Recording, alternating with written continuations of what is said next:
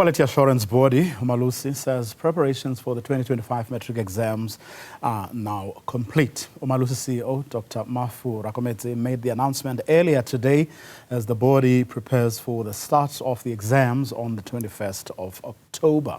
He assured the public that issues identified are being addressed and will not compromise the integrity of the exams. He joins us now in studio to tell us more. Very good afternoon to you, Dr.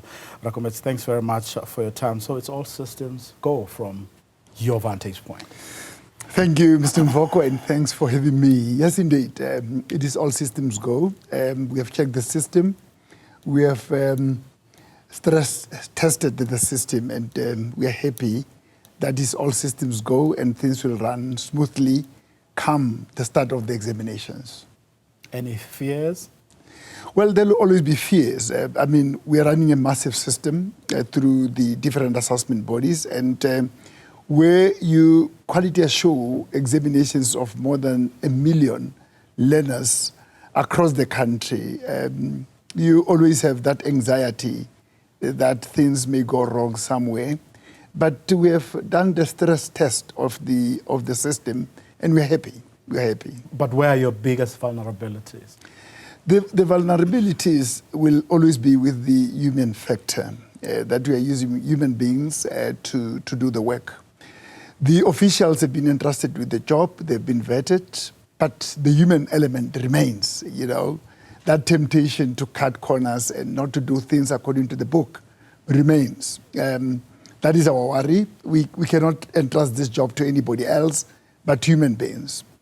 We become anxious with the community protests that are unpredictable. That's why we made an appeal today to say if there's anything that needs to be protected, it is the education of our children, that we should not leverage the education and the examinations for us to attain our goals as communities. It could be water, it could be electricity, it could be whatever. It is not worth a compromising education for those things. I mean, you issued a stern warning against cheating, but have you ever been able to put a finger on the problem as to where exactly it is? Is it perhaps overzealous teachers and principals want good results, or desperate students want good marks, and for whatever money they can pay, if they can do that, then they are happy, willing and able to do that? Have you ever been able to put a finger on it? My sense is that the challenge that we have with cheating in examination emanates from people who are not adequately prepared for the examinations. People have got the whole year to prepare for the examinations, be they educators, be they learners. Where people are not doing the work consistently, they lack confidence, then they believe that cutting corners by cheating is going to pay off. I want to say that doesn't pay, because it's going to catch up with you. If, for instance, you cheat in accounting and you get good grades in grade 12, and you proceed to university to go and do a BCom degree, that BCom degree you are going to fail, because there are elements of the content of the syllabus that you did not do properly. You cheated in the examination, hence you got good grades. Let's take mathematics, for instance. You get good grades in mathematics having cheated. You are taken to a medical school, or you're admitted into an engineering department at the university. You're not going to make the grade. So it doesn't pay to cheat at all. And also, if you're to be caught cheating, the penalties are just too huge to contemplate. You may be banned from writing the grade 12 examination for 2 to 3 years. And time is not waiting for you. You're going to grow old. You are not going to be stagnating in terms of age. You're not going to be a 17-year-old twice in your life. Has enough been done, though, to set an example, to make sure that people can see that the culprits do indeed get to be, punished, and that serves as a deterrent to those who contemplate cheating? This is happening consistently. Where cheating happens, there are consequences. People are punished. People suffer as a result. It is only a person who chooses to be blind not to see how people are punished. and continue to try to cheat is only a person who pretends that he's blind. So evidence is there in the public domain, in different schools across the country, that cheating does not pay. We've got institutions whose results were not released, where learners for 2 to 3 years did not have their results. And some of them even have the audacity to run to the courts to want us to release their results through the courts of laws. And they did not win. So there is evidence all over that cheating does not pay. What do we know how much contribution just pure criminality makes, to the problem? Yes, we've spoken about, perhaps people who are ill-prepared or inadequately prepared may feel the need to actually do something in order for their results to be improved. But don't we have sets of criminals out there who have just told themselves that we're going to earn a living out of messing up the system in order for us to just make money? Of course, those who have attempted in the past to cheat the system are criminal. And I'm not talking here about learners and teachers. I'm talking here about people who choose to steal the question papers and sell them to learners. There is a criminal element in the whole thing of people who just say, I'm going to make money through unconventional means, I'm going to cheat the system, I'm going to be a criminal. Even that does not pay.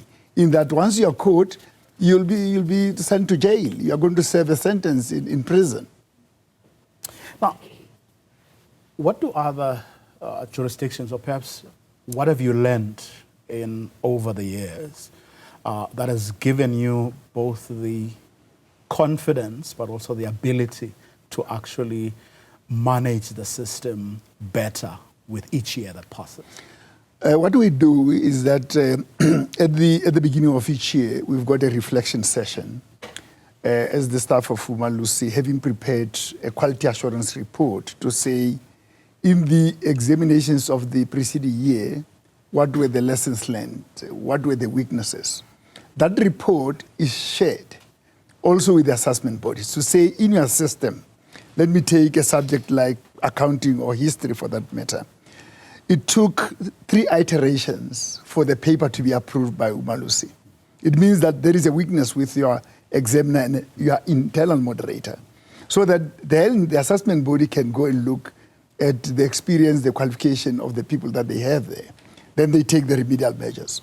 We give them the report on the delivery of question papers, the storage of the question papers, so that they can then reflect. And we also say to them, these are the areas of good practice.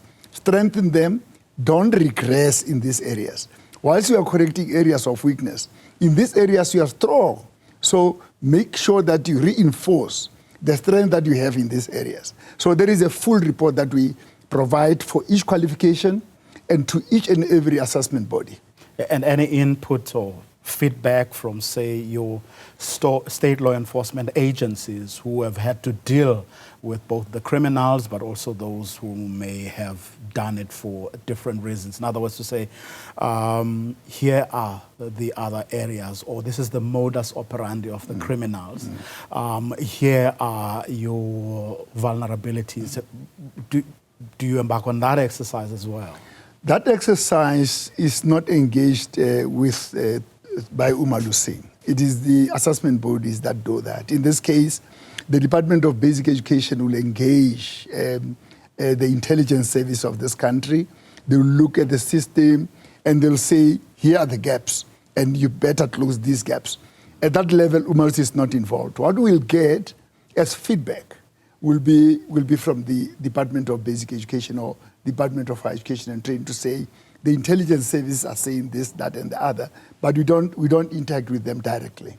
Of course, some of these questions were inspired by what I just heard the Premier of the Eastern Cape saying that I've got a target of 85%. I was told that you're going to be 87%, which means even 90% is possible. So there's a race, but there's also competition even among provinces for a better result. So you never know what people may just do to get those good results. But Dr. Can I come to yes, please that? do. This competition is good up to a point where it is healthy. But these league tables are also creating problems. Where, for instance, at a particular school, the principal will say, these learners, learner A, B, C, and D, are weak learners. Therefore, I'm not going to allow them to write examinations. That culling also happens at grade 11, as the learners have to progress to grade 12. You see the numbers of the learners dropping from grade 10, 11 to grade 12, dropping tremendously. It is because the learners who are weak are held back. That is not healthy for the system. It is not healthy for the principal to say, you're supposed to write 7 subjects, you're going to write 5 because I don't want you to appear in the results of the school. We are going to weaken the performance. That's not how the system works. I'm saying where learners are culled in that manner or prevented from writing examinations, they have to consult the authorities, and those principals have to be reported. But that's an issue to explore further on a different day. But let me thank you very much, Dr. Rakometsi, for coming through. Really appreciate it.